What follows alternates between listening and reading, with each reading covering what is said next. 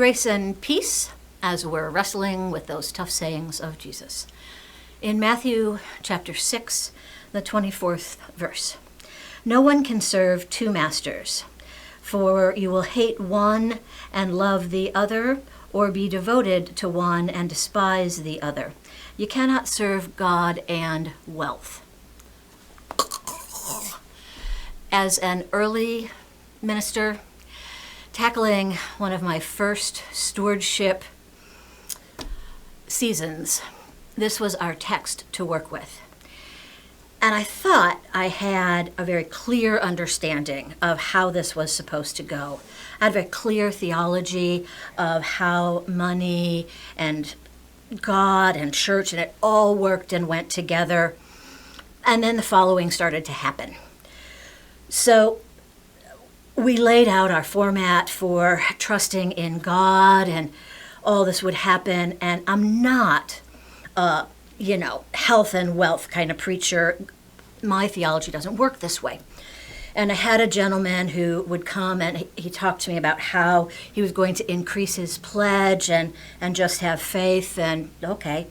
And then another member of the congregation, there was really something that was bothering them about this one room and they wanted to fix it. So they allocated a certain amount of money so that it could be fixed, and they just knew that, okay. And so all of this was lovely and things were happening and it was great.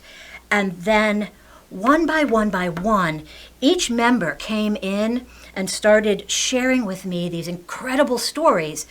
The one man who had increased his pledge came back in and showed me the bonus check that his work gave him for the exact same amount that he had increased his pledge. And the other family who was bothered by this thing over here came in and showed me this check that had come back from the IRS because they had overpaid the previous year the exact amount, except for 1 penny, that they had given to read, and story after story after story. And I'm sitting there going, okay, this is not my theology. God is not our personal ATM.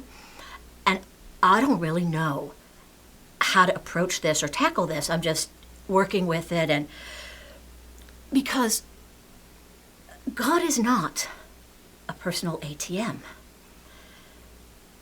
But you cannot serve God or wealth. One or the other, you have to choose. And I was wrestling hard. And in some ways, I'm still wrestling hard. Because God does not just automatically go, zzz, IRS, refund that money. Zzz, corporate America, write this check. But somehow, in the midst of all things, when our priorities align, whatever happens in the world happens. But our priorities are aligned, and the stressors that money used to cause are not stressors anymore, or at least not in the same ways. And the blessings are attributed to the God we know, who is the center of our lives. So can I account for checks from the IRS? Can I account for big bonuses? Nope. But I don't have to. Blessings are everywhere.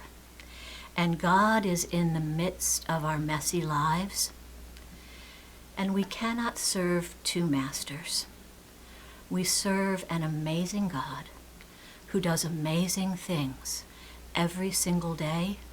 And when we put our faith in that God, we start opening our eyes to all the amazement around us. And we start seeing differently. And we start counting blessing after blessing after blessing, and attributing to God what we used to attribute to the financial gods. our priorities line up.